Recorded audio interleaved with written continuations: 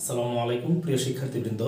আমরা অনার্স প্রথম বর্ষের ফান্ডামেন্টালস অফ ম্যাথমেটিক্স বইটির চতুর্থ চ্যাপ্টার সলভ করছিলাম। আজকে তার দ্বিতীয় পর্বে থিওরেম 1 এর যে দুইটা পার্ট আছে এই দুইটা পার্ট আমি সলভ করে নিব। কিছু কিছু বই আছে যেগুলো হয়তো আমার সাথে এগুলো মিলবে না। আমি যে বইটা থেকে এগুলো সলভ করছি সেটা হচ্ছে তিতাস পাবলিকেশনস এর ফান্ডামেন্টালস অফ ম্যাথমেটিক্স। এই বইটাও যখন প্রতি বছর পরিবর্তন হয়, সংস্করণ করা হয়, তখন কিন্তু এই যে থিওরেমের বা অঙ্কের নাম্বারগুলো অনেক সময় চেঞ্জ হয়ে যায়। সেজন্য আপনারা যার যার বই থেকে এটা একটু মিলিয়ে নেবেন থিওরেমটা দেখে। তো এই দুটো থিওরেম সলভ করাবো। তো প্রথমেই আমি যে এই 3 নাম্বার যে থিওরেমটা আছে এটার সমাধানে চলে যাচ্ছি। এখানে বলা হয়েছে যে এটা হচ্ছে বাম পক্ষ আর এটা হচ্ছে ডান পক্ষ। মাইনাসের a ইনটু মাইনাসের b সমান ab, এটা আমাদেরকে প্রমাণ করে দেখাইতে হবে। তো আমরা তো জানি মাইনাসে মাইনাসে প্লাস হয়ে যাবে, ab গুণ করলে ab হবে, এটা তো আমরা জানি। কিন্তু আসলে এটা সত্যিকারে হয় কিনা সেটা যৌক্তিকভাবে আমাদেরকে প্রমাণ করতে হবে। তাহলে আমরা এটাকে প্রমাণ করি। আমরা জানি 0 ইকুয়াল মাইনাস এ ইন্টু 0। মাইনাস এর সাথে যদি আমরা 0 গুণ করি তাহলে সেটা 0 হয়। এখানে এই যে এ, এটার পরিচয় হচ্ছে এ বিলংস টু রিয়েল নাম্বার, বাস্তব সংখ্যা। এখন এটাকে আমরা একটু সামনের দিকে এগিয়ে নিয়ে যাব, আমাদেরকে এই যে এই জিনিসটা প্রমাণ করতে হবে। তো এই যে 0 আছে এটা এইভাবে লিখলাম, আর যে মাইনাসের এ আর পাশে যে 0 আছে এই 0 কে আমরা এইভাবে লিখতে পারি b প্লাস মাইনাসের b। আমরা যদি এই যে এই মাইনাসের b এর সাথে এই প্লাসের b যোগ করি তাহলে তো এই দুইটা প্লাসে মাইনাসে 0 হয়ে যাবে, কারণ প্লাসের b থেকে মাইনাসের b চলে গেলে 0 থাকবে। তার মানে এই যে এই 0 এর পরিবর্তে আমরা এটা লিখতে পারি। এখন আমরা এই যে মাইনাসের a এর সাথে এটা গুণ করে দিতে পারি।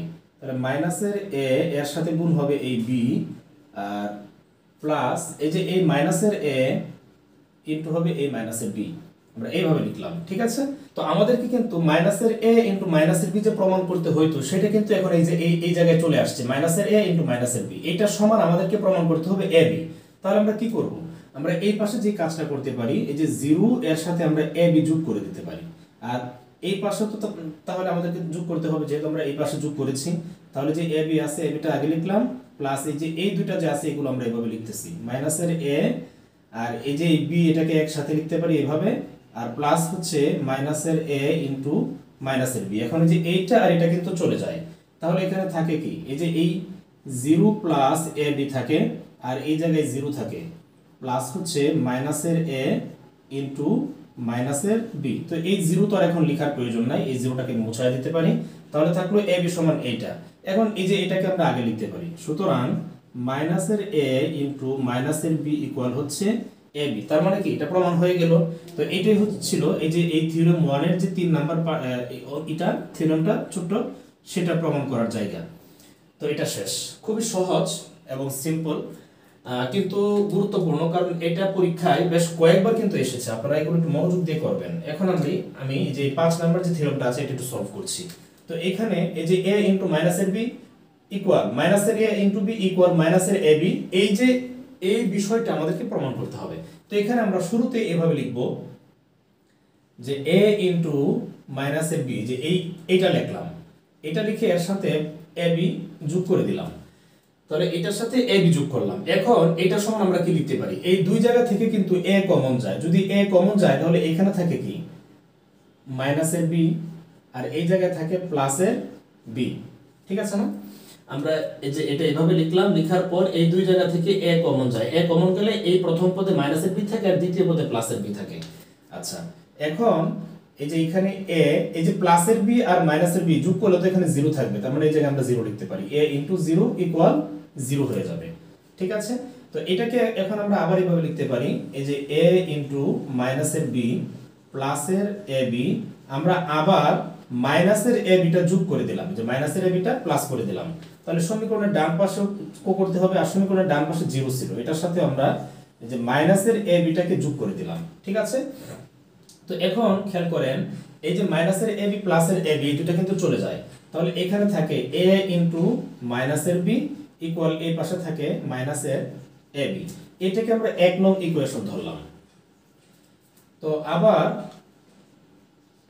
আমরা লিখতে পারি, এই যে এখন আগে দিয়েছিলাম b এর আগে মাইনাস, এখন যে এর আগে মাইনাস, এই যে এই অংশটা মাইনাসের a ইনটু b এর সাথে আমরা যোগ দিব ab। এখন এটাকে আমরা কিভাবে লিখতে পারি, এই দুইটা পদ থেকে কিন্তু b কমন যায়, তাহলে b কমন নিয়ে আমি পরে লিখলাম। তাহলে শুরুতে থাকে মাইনাসের এ আর এখানে থাকে প্লাসের এ।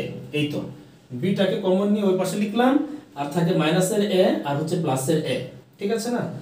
এখন এই যে মাইনাসের এ আর প্লাসের এ কিন্তু কাটাকাটি চলে যায়, তাহলে এখানে থাকে 0 আর এই পাশে থাকে বি, আর 0 সাথে বি গুণ করলে কিন্তু 0 হবে। এখন এই যে এটার মতো আমরা এই যে এই লাইনের মতো আমরা এখানে আবার লিখতে পারি যে মাইনাসের এ ইনটু বি প্লাসের এ বি, আর আমরা প্লাস করে দিলাম একটা মাইনাসের এ বি, তাহলে ডান পাশেও 0 সাথে আমরা একটা মাইনাসের এ বি প্লাস করে দিলাম। এখন এইটা চলে যায়, তাহলে এই পাশে থাকে মাইনাসের এ